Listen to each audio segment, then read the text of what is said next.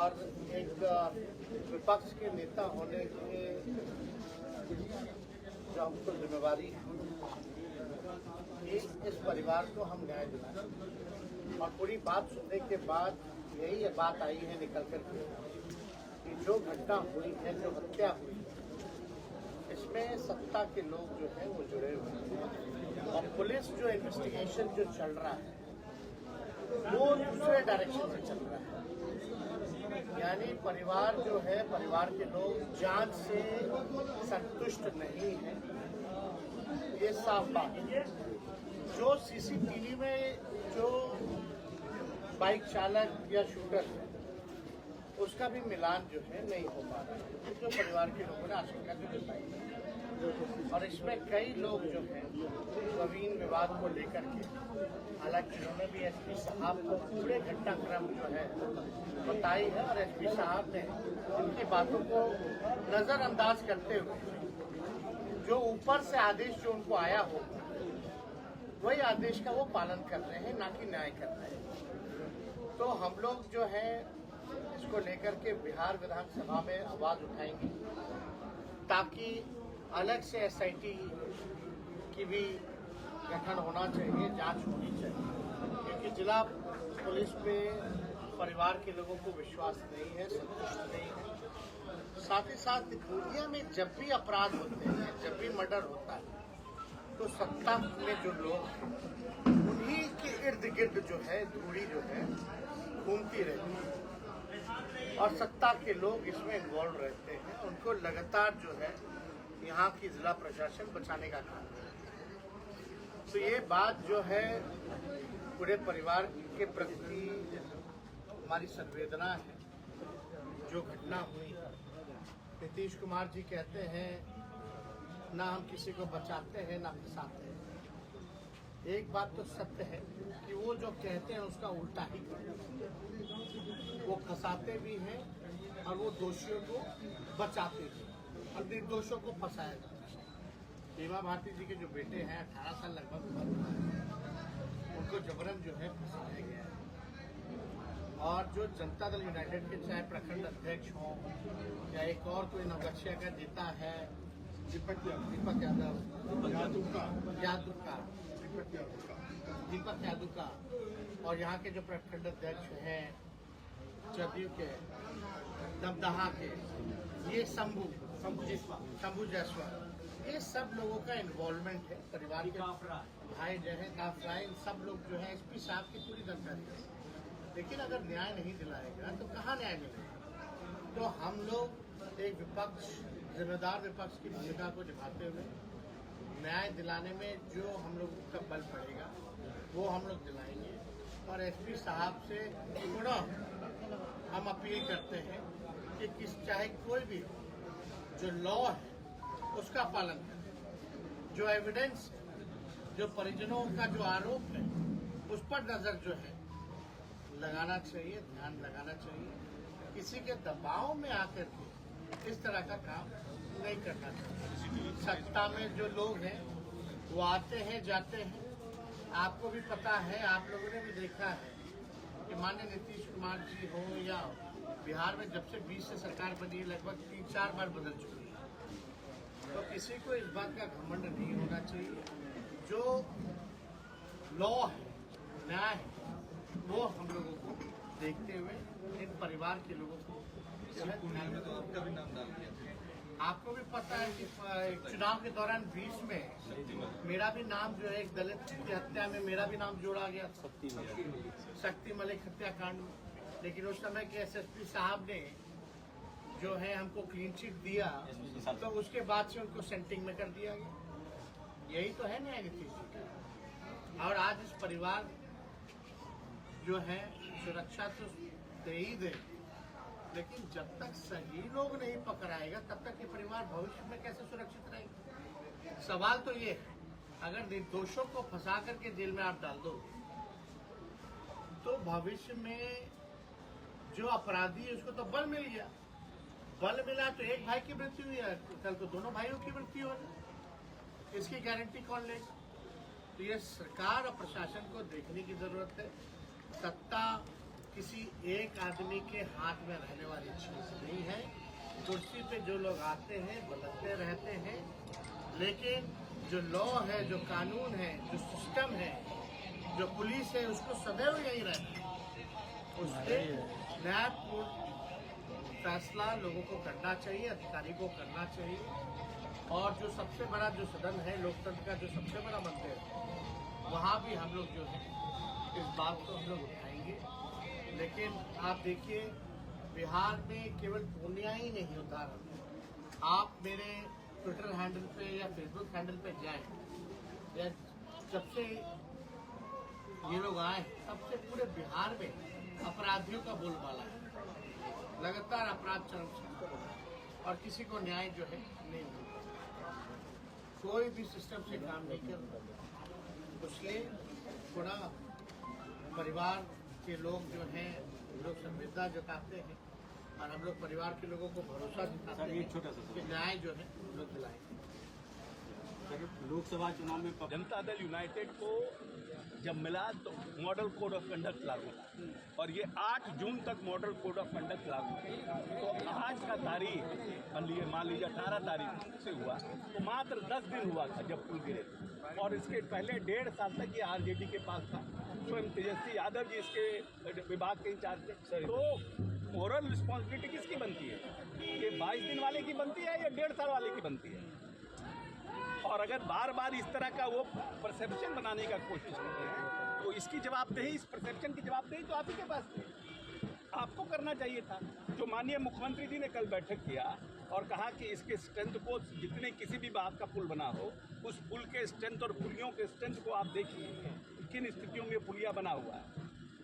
कुछ MP lead fund के बने हुए हैं जो 2004 के हैं, 2011 के हैं, कुछ नसीमुद्दीन साहब बनाए थे, कुछ प्रभुनाथ सिंह जी बनाए थे।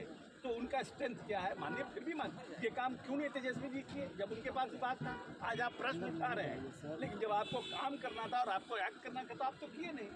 तो ये तो आप राजनीति कर रहे हैं ना, पुलिया गिर रहा, आप पुल का नाम ले रहे हैं। जी आज आपने ठीक को बजा करके स्वागत किया है नए कार्यकारियों का। देखिए, संजय झा जी न सिर्फ हमारे कैबिनेट के कलीग हैं बल्कि एक हमारे मित्र भी हैं। तो जब मित्र आगे बढ़ता है तो अंदर से प्रसन्नता होती है। और आज कार्यकारी अध्यक्ष के रूप में वो पहली बार पटना आए थे। निश्चित रूप से हमारे जो पार्टी के कार्यकर्ता हैं वो लोग भी उत्साहित हैं, साथ साथ उनके उत्साह को देखकर हम भी उत्साहित हो गए और शंख बजा। ठीक है, 2025 का ये शंखनाद है, 2025 में शंखनाद। जो लगातार 3 बार देश के प्रधानमंत्री बने, लगभग 60 वर्षों की आजादी के बाद आज पहली बार इस देश में लोकतंत्र में कोई एब्सोल्यूट गठबंधन की सरकार चलाने का काम किसी ने किया, वो नरेंद्र मोदी की सरकार ने किया साथियों। और साथियों, हम लोग पूरी तरह प्रतिबद्ध हैं बिहार के विकास के लिए। आदरणीय मुख्यमंत्री नीतीश कुमार जी के नेतृत्व में लगातार एनडीए लगातार यहां पर काम करते रहा है। लेकिन हम आज स्वागत कर रहे हैं सभी माननीय मंत्री जी का। अगले साल हमारा विधानसभा का चुनाव है और सभी लोग मिलकर, एनडीए के एक एक साथी मिलकर, चाहे वो भारतीय जनता पार्टी के कार्यकर्ता हो, जनता दल यूनाइटेड के कार्यकर्ता हो, हिंदुस्तानी अवाम मोर्चा के कार्यकर्ता हो या लोक जनशक्ति पार्टी के कार्यकर्ता हो, राष्ट्रीय लोक मोर्चा के कार्यकर्ता हो, सभी लोग ऐसा सामंजस्य बनाना है साथियों। जो 2010 का रिजल्ट था 206 सीट, उसको तोड़ते हुए 2025 को पार करना है साथियों। ये आग्रह करना चाहता हूं। और भारत सरकार में अभी हमारे 8 मंत्री बिहार से आदरणीय प्रधानमंत्री नरेंद्र मोदी के नेतृत्व में बने।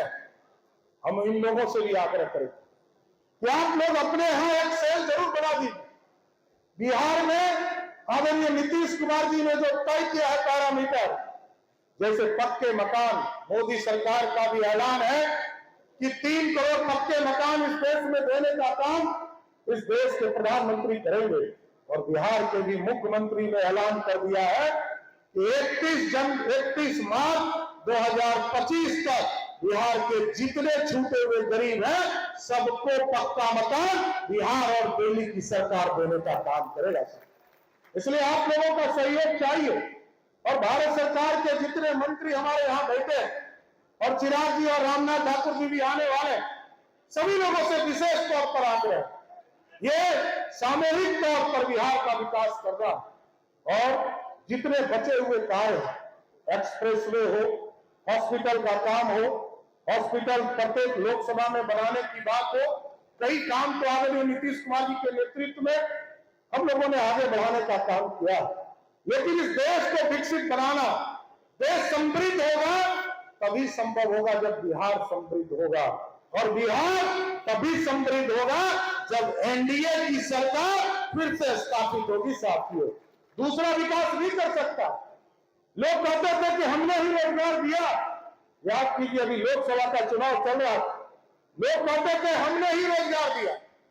उनको ये पता ही नहीं है कि 2005 से लेकर 2020 तक नीतीश कुमार जी के नेतृत्व में आदरणीय सुशील को मोदी जी उस समय उप मुख्यमंत्री हुआ करते थे, लगभग 6.5 लाख लोगों को नौकरी देने का काम किया गया। और 2005 से लेकर 2022 तक में 25 तक में हम लोगों ने तय किया कि 10 लाख सरकारी नौकरी देना है।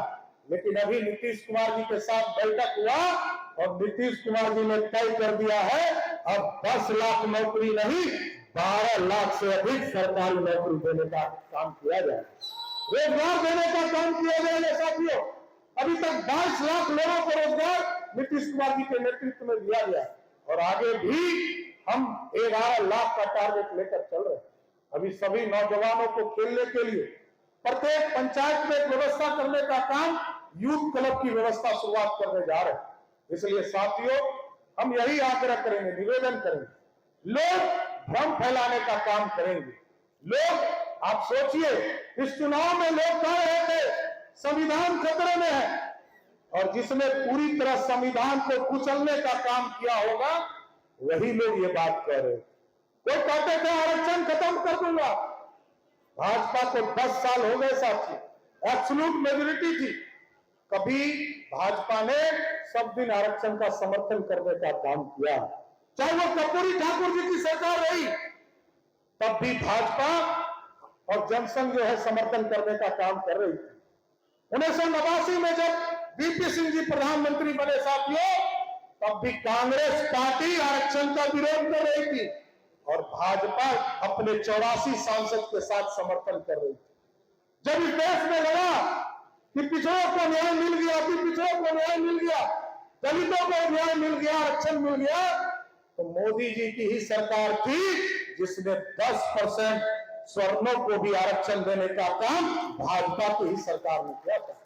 इसलिए ये देश है और इस देश में आप भुला जाइए, कोई बिना आरक्षण का नहीं है। एकदम कान खोल के सुन लीजिए, कोई भी व्यक्ति जिसका 8 लाख से कम आमदनी हो, किसी वर्ग का हो, पिछड़ा हो, अति पिछड़ा हो या स्वर्ण हो, वो सबको आरक्षण मिल रहा है। लेकिन 8 लाख का आमदनी यदि आपको अधिक है, उसको आरक्षण नहीं मिलता है। दलितों में, आदिवासियों में सबको आरक्षण देने का काम किया। लेकिन आज साथियों, सभी हमारे भारत सरकार के केंद्रीय मंत्रियों का स्वागत हो रहा है और देश में नरेंद्र मोदी जी के नेतृत्व में और बिहार में नीतीश कुमार जी के नेतृत्व में मजबूती से सरकार चलाना है और बिहार के कल्याणकारी योजनाओं को गांव-गांव तक पहुंचाने का काम करना। इसलिए सभी लोगों से आग्रह करूंगा कि जोरदार स्वागत करते हुए सभी मंत्रियों का इतना ताली बजाइए कि सभी माननीय मंत्री बिहार के विकास के लिए काम पर लग जाए। साथियों, तो स्वागत है ना पूरी तरह। तो सभी लोगों को, सभी माननीय मंत्रियों का विशेष तौर पर स्वागत करते हुए और बिहार के विकास में अगले 1.5 साल हम लोगों को लग जाना है। हम एक-एक कार्यकर्ताओं को टारगेट देना चाहते हैं कि आप लोग लग जाइए। किसी का पक्का मकान नहीं बना है, उसको चिन्हित कराना है। किसी को आयुष्मान भारत कार्ड नहीं मिला है, उसको चिन्हित कराना है। हमने युवा मोर्चा के साथियों को काम दिया है कि आप आयुष्मान भारत कार्ड से जोड़ने का काम कीजिए। और साथियों, नगर में भी और ग्रामीण में भी जो हमारे पक्के जनसभा का चुनाव हुआ, सरकारें बन रही थी, सरकार बन रही थी और श्री लालू प्रसाद जी राष्ट्रपति भवन में सुबह 3 बजे भोर में जाके बैठ गए और उन्होंने अब कहा कि अभी कैबिनेट की मीटिंग करिए और बिहार की विधानसभा को भंग करिए, नहीं तो हम आपकी सरकार गिरा देंगे। और 5 बजे भोर में कैबिनेट की बैठक हुई। महामहिम राष्ट्रपति उस समय के जो थे अब्दुल कलाम साहब, वो मॉस्को में थे, फ्लाइट से भेज के उसकी सहमति ली गई और विधानसभा को 6 बजते भंग कर दिया गया। ये संविधान की बात करने वाले लोग हैं जिन्होंने संविधान की धज्जी उड़ाई। सुप्रीम कोर्ट में मामला गया, सुप्रीम कोर्ट ने कहा कि बिहार की विधानसभा का जो भंग किया गया वो असंवैधानिक था, इसके संविधान की रक्षा नहीं हुई। अब कांग्रेस पार्टी संविधान की भी बात कर रही ये है, तो इसलिए हम सबको सजग रहना हो, हम सबको लड़ना पड़ेगा और हम सबको इनका पर्दाफाश करना पड़ेगा, इनको बेनकाब करना पड़ेगा कि इनको कोई बोलने का हक नहीं है। और वो तो छोड़ दी, अभी लोकतंत्र की मर्यादा को भंग कर रहे। जब विरोधी दल के नेता राहुल गांधी की लोकसभा में राष्ट्रपति महामहिम राष्ट्रपति के अभिभाषण पर बोल रहे थे, प्रधानमंत्री जी आके 1.5 घंटा चुप शांति के साथ राहुल गांधी का भाषण उन्होंने सुना, इसलिए कि आदरणीय प्रधानमंत्री का लोकतंत्र में विश्वास है। और उन्होंने देखा कि विरोधी दल के नेता अगर कुछ बोल रहे हैं और गंभीर बात बोल रहे हैं तो उसको ग्रहण करना चाहिए। हमारे आदरणीय प्रधानमंत्री जी इस लोकतांत्रिक में विश्वास करते हैं, इसलिए उन्होंने किया। और लेकिन जब प्रधानमंत्री जी बोल रहे थे तब क्या कर रहे थे? प्रधानमंत्री विरोधी दल का भाषण सुने, विरोधी दल के नेता का भाषण सुने, लेकिन विरोधी दल प्रधानमंत्री की बात सुनने के लिए तैयार नहीं है, इसलिए कि वो अहंकार में है। 99 जीत गए। अरे लूडो खेले हैं आप लोग? लूडो खेलते हैं तो 99 पर जब सांप काटता है तो सीधे 1 पर गिरता है। इनको पता ही नहीं है कि लूडो का खेल है। प्रधानमंत्री जी गंभीरता से काम करते हैं और आप उच्च श्रृंखलता से लोकतंत्र को तार करने का काम करते हैं। तो इसलिए साथी, हम सबों को कोई डिफेंसिव होने की जरूरत नहीं है। हम सबको आक्रामक होकर 2025 की तैयारी करनी है और फिर से बिहार में नीतीश कुमार जी के नेतृत्व में हम सब चुनाव लड़ेंगे और फिर से बिहार में परचम लहराना है और 2010 का जो हमारा लक्ष्य था उसको आगे पार करना है। यही आग्रह और विनती करते हुए पुनः हम सम्राट चौधरी जी को धन्यवाद देते हैं। और एक नाम हम छूट गए, हमारे छोटे भाई भूल गए, हम इनका नाम तो यही हमको चिट्ठा दिए थे, इसलिए इनका नंबर उसमें नहीं था। हमारे विजय सिन्हा जी जो माननीय उप मुख्यमंत्री जी है, उनका भी हम स्वागत अभिनंदन